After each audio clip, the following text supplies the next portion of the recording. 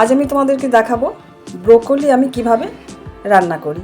দেখো, ব্রোকলি অনেকভাবেই কিন্তু খাওয়া যায়, স্যালাড করেও খাওয়া যায়, অনেকে অনেক রকমভাবেই রান্না করে, কিন্তু আমি আজ কিভাবে রান্না করব তোমাদেরকে আমি সেটাই দেখাবো। দেখো, প্রথমে আমি ব্রোকলিটা পিস পিস করে ছাড়িয়ে নেব, এইভাবে পিসগুলো ছাড়িয়ে নেব। আর এই যে ব্রোকলির পিছন দিকে শক্ত ডান্ডাটা রেখেছি, এটা দিয়ে কি করব ভাবছো, এটাও কিন্তু কাজে লাগবে। এই যে ওপরের যে শক্ত জিনিসটা, এইটাকে আমি ছাড়িয়ে নেব। এই ওপর থেকে যে শক্ত ভাবটা আছে, চারিদিক থেকে এটা ছাড়িয়ে নিয়ে এই যে মধ্যেখানের যে নরম জিনিসটা, এই জিনিসটা আমি ছোট করে পিস করে নেব। তো চলো, এই জিনিসগুলো আমি এখন সবজিগুলো এখন কেটে রেডি করে নিই। দেখো, এখানে ব্রোকলির সাথে আমি আর কী কী দেবো, একটা ক্যাপসিকাম দেব, একটা আলু দেব, একটা টমেটো দেব, আর এখানে দুটো কাঁচা লঙ্কা চিড়ে দেব, আর কিছুটা মটরশুঁটি আছে। এখন শীতের সবজি মটরশুঁটি সব কিছুতেই দেওয়া যায়, আর খুব ভালোও লাগে খেতে। আর শেষের সময় আমি একটু ধনে পাতা কুচি করে রেখেছি, সেটা ওপর থেকে ছড়িয়ে দেব, কারণ রান্নাটা আমি সম্পূর্ণ নিরামিষ করব। রান্না করার জন্য কি কি মশলা আমি পিষে নেব সেটা একবার দেখিয়ে নিই। এখানে একটু আদা রেখেছি খোসাটা ছাড়িয়ে, দুটো কাঁচা লঙ্কা দেবো ওর সঙ্গে। আর এই যে ধনে পাতার যে ডাঁটিগুলো আছে সেগুলো কিন্তু আমি ফেলে দিই না, ধুয়ে পরিষ্কার করে ছোট করে টুকরো করে রাখি। যখন কোনো মশলা এইভাবে পিষে নিই তখন তার সঙ্গে দিয়ে কিন্তু পিষে নেওয়া যায়। তাতে কি হয়, ডাঁটাগুলোও নষ্ট হয় না, আর আমার মশলাতেও কাজে লেগে যায়। আর একটা টমেটো আছে, টমেটোটাও এর সঙ্গে কেটে আমি পেস্ট করে নেব। এখানে কী কী মশলা আছে দেখো, পরিমাণ মতো নুন, চিনি, আর এটা হাফ চামচ ধনে গুঁড়ো, জিরে গুঁড়ো, এখানে লাল কাশ্মীরি লঙ্কার গুঁড়ো আছে শুধু কালারের জন্য, আর এখানে হলুদ আছে 1 চামচ, আর এটা আছে গরম মশলার গুঁড়ো। আর এখানে যেহেতু নিরামিষ, সবার শেষে আমি একটু ভাজা মশলা দেব। এই ভাজা মশলার মধ্যে আছে গোটা জিরে, ধনে, গরম মশলা সব ভেজে শুকনো কড়াইয়ে গুঁড়ো করে রাখা আছে, আর 1 চামচের মতো এখানে ঘি দেব। দেখো, এখানে আমি ব্রোকলিগুলো পিস করে কেটে নিয়েছি ছোট করে, আর ব্রোকলির পিছন দিকে যে ডান্ডাটা একটু চিড়ে রেখেছি, কি তাড়াতাড়ি সেদ্ধ হয়ে যাবে। আর ব্রোকলির পিছনে যে মোটা ডান্ডাটা ছিল সেটা দেখো, উপরে শক্ত জিনিসটা ফেলে ভেতর থেকে নরম জিনিসটা পাতলা পাতলা করে কেটে নিয়েছি। আর এখানে আলুটা ডুমো করে কেটে রেখেছি, আর এখানে ক্যাপসিকামটাও ছোট করে নিয়েছি, দেখতেই পাচ্ছ ক্যাপসিকামটা ছোট করে নিয়েছি। আর এখানে হচ্ছে টমেটো, ওটাও পাতলা করে পিস করে নিয়েছি। আর কাঁচা লঙ্কা দুটো যে এখানে আছে, কাঁচা লঙ্কা দুটো আমি চিড়ে রেখেছি এখানে। ব্যাস, এইগুলো দিয়ে প্রথম হবে আমার কাজ কি, এই আলু আর এই ব্রোকলির পিছনের যে ডান্ডাটা মোটাটা, এটা আমি নুন গরম জলে 1 মিনিটের মতো সেদ্ধ করে নেব। বসিয়ে দিয়েছি, এখানে 1 চামচের মতো নুন দিয়ে দিয়েছিলাম। এবার এর মধ্যে প্রথম আমি একটু 1 মিনিটের মতো ফুটিয়ে সেদ্ধ করে নেব আলু আর ব্রোকলির পিছনের যে শক্ত ডাঁটাটা আমি কেটেছিলাম সেটা একটু সেদ্ধ করে নেব 1 মিনিটের মতো। এটা একটু ঢাকা দিয়ে, দেখো এবার ঢাকা খুলে দিচ্ছি। এগুলো আমার সেদ্ধ, এগুলো আস্তে আস্তে ছেঁকে তুলে নেব।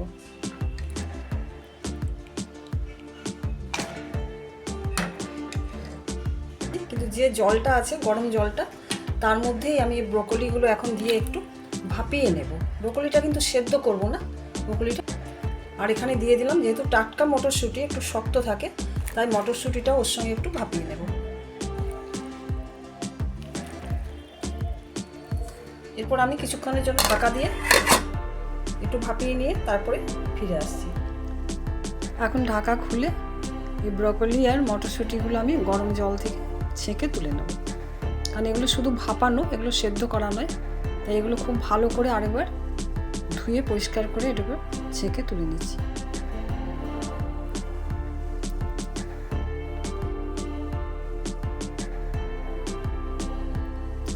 এরপর গ্যাসে আমি কড়াই বসিয়ে দিয়েছি, তেল গরম হতে দিয়েছি।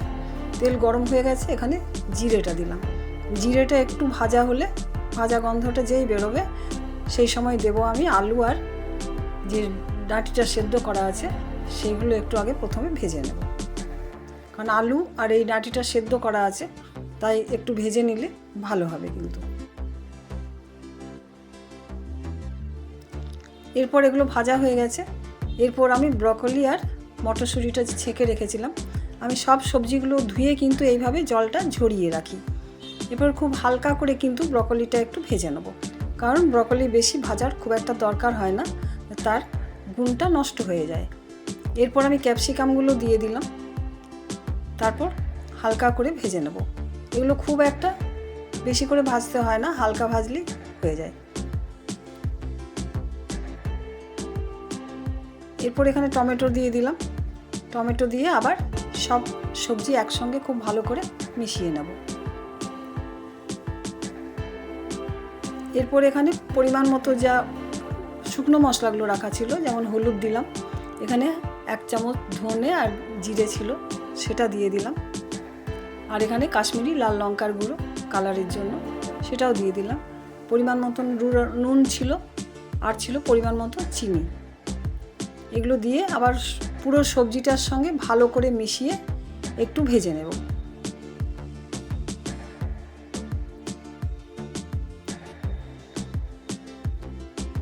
একটু ভাজা ভাজা করে আমি কিছুক্ষণের জন্য ঢাকা দিয়ে রেখে দেবো। এইভাবে ঢাকা দিয়ে রাখলে কি হবে, যেটুকু সেদ্ধ বাকি আছে সেটাও সেদ্ধ হয়ে যাবে। দেখো ঢাকা খুলে দেখাচ্ছি, সবজিগুলো কিন্তু খুব সুন্দর ভাজা হয়ে গেছে। আবার কিছুক্ষণ আমি নাড়াচাড়া করে দিচ্ছি সবজিগুলো।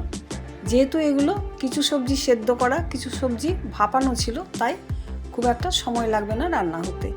এখানে যে বাটা মশলা ছিল সেই মশলাটা দিয়ে এবার খুব ভালো করে সবজিগুলোর সঙ্গে কষিয়ে নেব।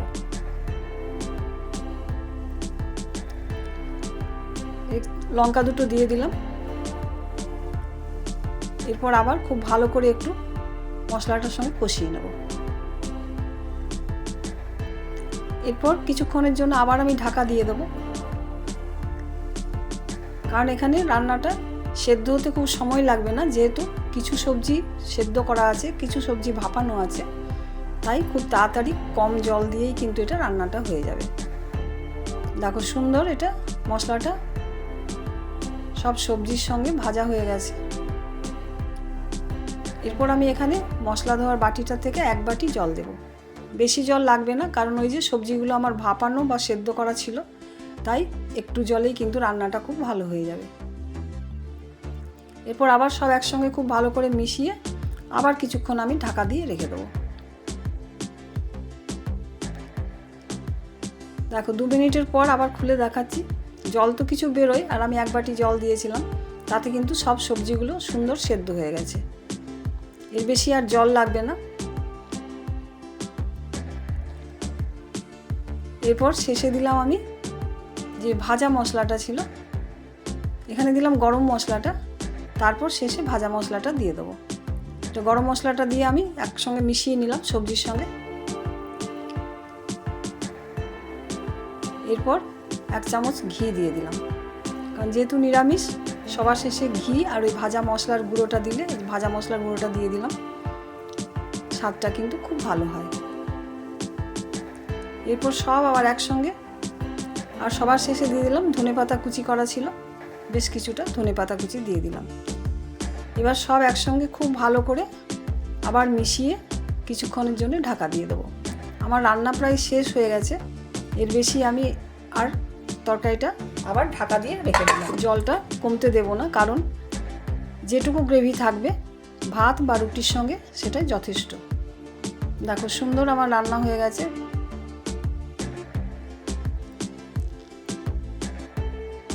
দেখো সব সবজি রান্না সেদ্ধ হয়ে গেছে খুব ভালো, দেখতেই পাচ্ছ। জল খুব একটা নেই, এইটুকু জল তো রাখতেই হবে। এরপর গরম কড়াইয়ের থেকে আমি অন্য জায়গায় তুলে নিচ্ছি, কারণ বেশি গরম কড়াইয়ে থাকলে যেটুকু জল আছে শুকিয়ে যাবে, গ্রেভিটা নষ্ট হয়ে যাবে। দেখেছো কত তাড়াতাড়ি আমি শীতের সবজি ব্রকলি রান্না করে নিলাম। তোমরাও আমার এই রেসিপি দেখে যদি রান্না করে নাও, তবে কিন্তু কেমন লাগলো খেতে অবশ্যই জানিও। আবার ফিরবো কোনো এক রেসিপি নিয়ে। টাটা।